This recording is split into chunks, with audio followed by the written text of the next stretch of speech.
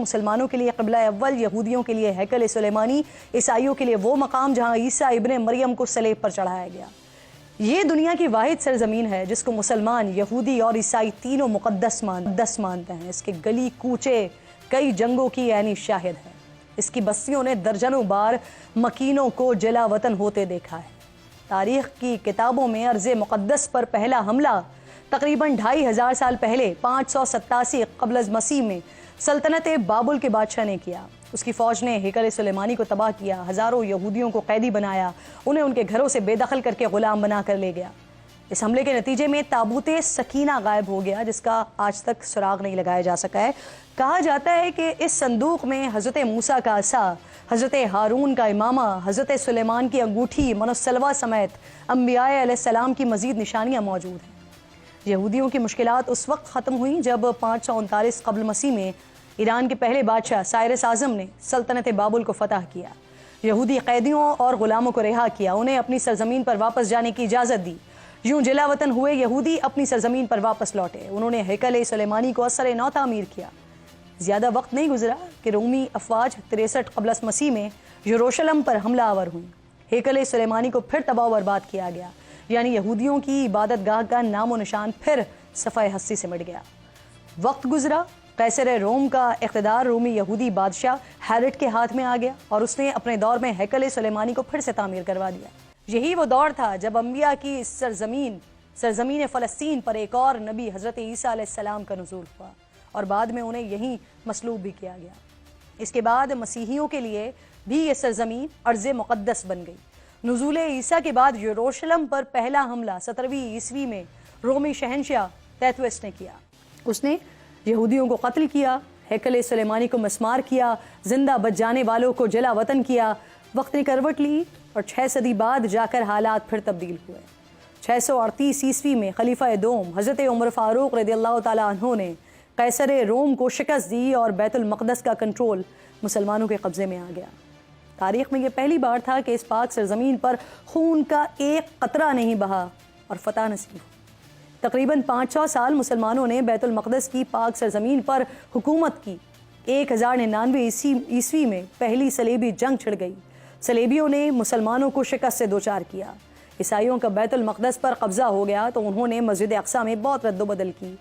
مسجد میں رہنے کے لیے کمرے بنائے، متعدد دیگر عمارتوں کا اضافہ کیا، مسجد کے اندر اور اس کے ساتھ ساتھ گرجا گھر بھی بنا لیا۔ اس جنگ میں مسلمانوں کا بہت خون بہایا گیا۔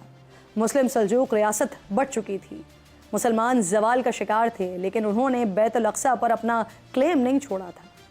تقریباً 90 سال گزر گئے، مسلمان اپنی کھوئی ہوئی زمین واپس نہیں لے سکیں، لیکن کیا اس وقت مسلمانوں نے ہمت ہار دی؟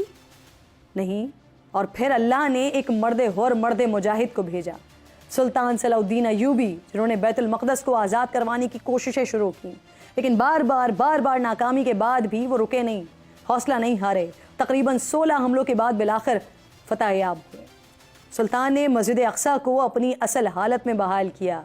تاریخ کی کتابوں میں آتا ہے کہ مسلمانوں نے مسلسل 1 ہفتے تک مسجد کو عرق گلاب سے غسل دیا۔ حلب سے ایک عظیم الشان اور نادر ممبر تعمیر کروا کر مسجد میں نصب کروایا گیا۔ صلیبی اس کے بعد بھی نہیں رکے، چالے چلتے رہے، مذہب کے نام پر گمراہ کر کے اتحاد بناتے رہے، سازشوں اور طاقت سے بیت المقدس حاصل کرنے کی کوششیں کرتے رہے، لیکن ناکام رہے۔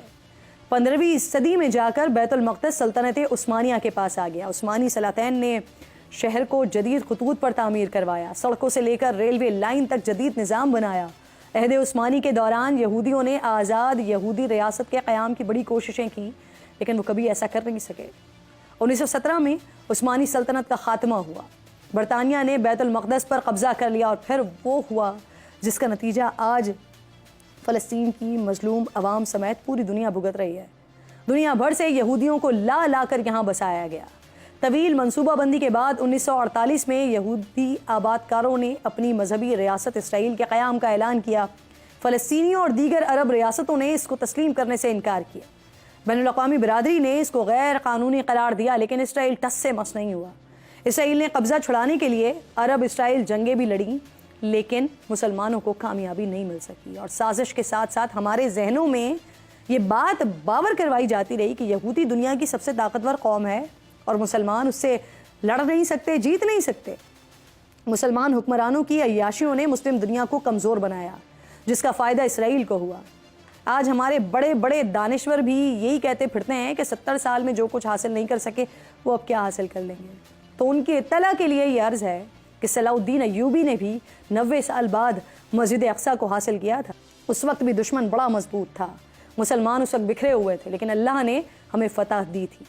جس اسرائیل سے ہمیں ڈرایا جاتا ہے، جن یہودیوں کے قصے سنائے جاتے ہیں، کیا انہوں نے اسرائیل کو ایسے ہی حاصل کر لیا تھا؟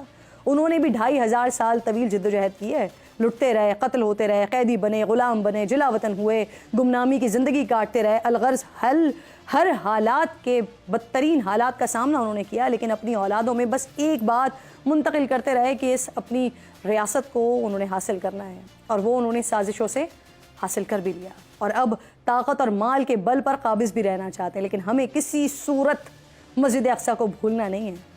چاہے ہم دیکھ رہے ہیں کہ مسلمان ریاستیں عملی طور پر بے بس نظر آ رہی ہیں، چاہے اس وقت دنیا شیطانی قوتوں کے ہاتھ میں ہے، لیکن وقت آئے گا۔ ایمان رکھیے، یقین رکھیے، اور متحد ہونے کی کوششیں کرتے رہیے کہ مسجد اقصیٰ ہماری ہے اور انشاءاللہ ہماری رہے گی۔ وقت ختم ہو گیا ہے پروگرام کا، انشاءاللہ جمعے کو آپ سے ملاقات ہوگی۔ اپنا اور اپنے ملک کا خاص خیال رکھیے، اور فلسطین کو اپنی دعاؤں میں یاد رکھیے۔ اللہ نگہبان۔